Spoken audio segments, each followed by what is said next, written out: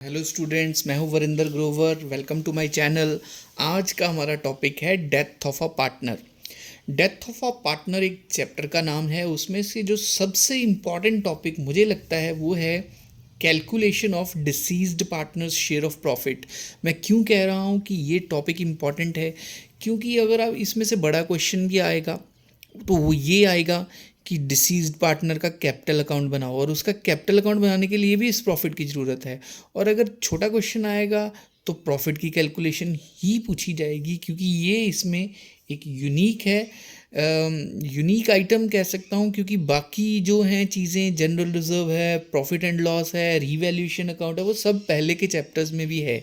तो death of a partner में यही एक अलग चीज़ है कि जो पार्टनर मर जाता है तो जितने मंथ भी उसने बिजनेस में स्पेंड किए मरने से पहले, उसको उतने मंथ का प्रॉफिट कैलकुलेट करके दिया जाता है। तो इसलिए मुझे ये इम्पॉर्टेंट लगता है, तो इसे हम ध्यान से करेंगे। ये भी दो तीन तरह से कैलकुलेट होता है। सबसे पहले होता है on the basis of average profit. तो पहला हम करते हैं on the basis of average profit.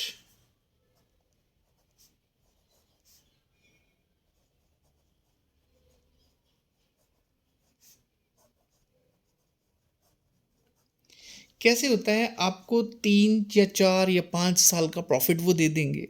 मान लीजिए हमें प्रॉफिट दिया हुआ है पिछले 3 साल का, जो है 5,000, 10,000, 15,000। पिछले 3 साल का प्रॉफिट दिया हुआ है, और फर्म में पार्टनर हैं ए, बी, सी। उनका शेयर कुछ इस तरह से है, मान लीजिए इस तरह से है, 2, 2, 1। उसमें से मैं मान के चलता हूँ सी की हो गई है डेथ। तो सी का शेयर कितना है? C share is 1/5। डेथ कब हुई है? तो डेट दी हुई है 30 जून 2023। ये डेट भी बहुत इंपॉर्टेंट है। इससे मुझे पता चलता है कि उसने कितने मंथ स्पेंड किए होंगे बिजनेस में। मान लीजिए क्या ये बिजनेस होता ही 1 अप्रैल को शुरू है। नॉर्मली कैलेंडर ईयर तो बहुत कम होता है। तो 1 अप्रैल 2023 को मान लेते हैं ये बिजनेस शुरू हुआ था, और 30 जून को उसकी डेथ हुई। तो अप्रैल, मई, जून, कितने महीने स्पेंड किए उसने? 3 मंथ। ये जो उसका शेयर है और ये जो उसका टाइम पीरियड है जो उसने बिजनेस में स्पेंड किया मरने से पहले, यही दोनों चीज़ें इंपॉर्टेंट हैं। बाकी क्वेश्चन बड़े आसानी से सॉल्व हो जाएगा। हमें चाहिए एवरेज प्रॉफिट। इन तीनों की मदद से हम पहले एवरेज प्रॉफिट निकाल लेते हैं। Average profit will be 5,000 plus 10,000 plus 15,000 divided by 3, that comes 10,000। इस तरह से एवरेज प्रॉफिट आपको मिल जाएगा। फिर हम ए का शेयर निकाल लेंगे, सॉरी सी, जिसकी डेथ हुई है उसका शेयर निकाल लेंगे। सीज शेयर ऑफ प्रॉफिट कैसे निकालोगे? जितना एवरेज प्रॉफिट है वो ले लोगे 10,000, इंटू उसका शेयर ले लेंगे 1/5, इंटू जितने महीने वो जिंदा था 3/12।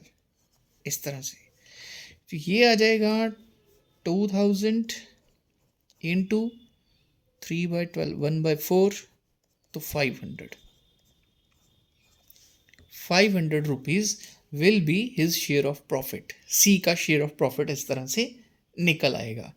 है ना आसान? अब बात आती है कि अगर जर्नल एंट्री भी पूछ ली जाए तो क्या जर्नल एंट्री डालनी है आपने। अब ध्यान से सुनो मेरी बात को। जर्नल एंट्री भी दो तरह की है। वो डिपेंड करेगी कि आपकी ये जो रेशो है उसके मरने के बाद ये यही रहती है। जैसे ए और बी की रेशो कितनी है? 2:2। सी की डेथ होगी तो दोनों ही बचे ना, तो उनकी रेशो 2:2 या 1:1।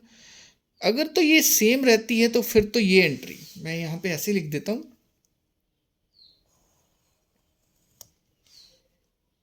इफ रेशो रिमेन्स सेम, तो एंट्री है profit and loss, suspense account debit 500 to C's capital account.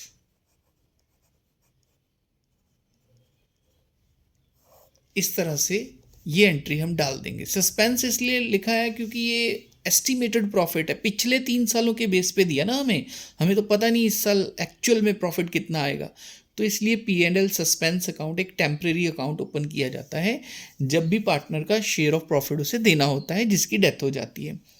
अब अगर रेशो बदल जाती है, दूसरा सिनेरियो क्या है, इफ रेशो गेट्स चेंज्ड, जैसे मान लीजिए ये 2:1 की ओल्ड रेशो थी, सी की डेथ हो गई तो पीछे 2:2 की रेशो बचनी चाहिए थी, लेकिन दोनों ने डिसाइड किया कि हम 2:2 की नहीं रखेंगे, हम 3:2 की रखेंगे। मर्जी है उनकी, रेशो चेंज करनी चाहे तो वो कर सकते हैं। तो उन्होंने सोच लिया कि हम 3:2 की करेंगे, तो चेंज होगी ना रेशो। अगर रेशो चेंज होती है तो फिर आप इस एंट्री से नहीं डालेंगे, फिर वो एंट्री बनेगी gaining partner to deceased partner. अब देखते हैं कि गेन कैसे निकालते हैं। वो खैर आपको पता है, आपने एडमिशन वाले चैप्टर में भी किया, आपने रिटायरमेंट वाले चैप्टर में भी किया। आप ओल्ड रेशो में से न्यू रेशो माइनस करके पता कर सकते हैं, या न्यू रेशो में से ओल्ड रेशो माइनस करके भी पता कर सकते हैं, दोनों तरीकों से ही आ जाएगा।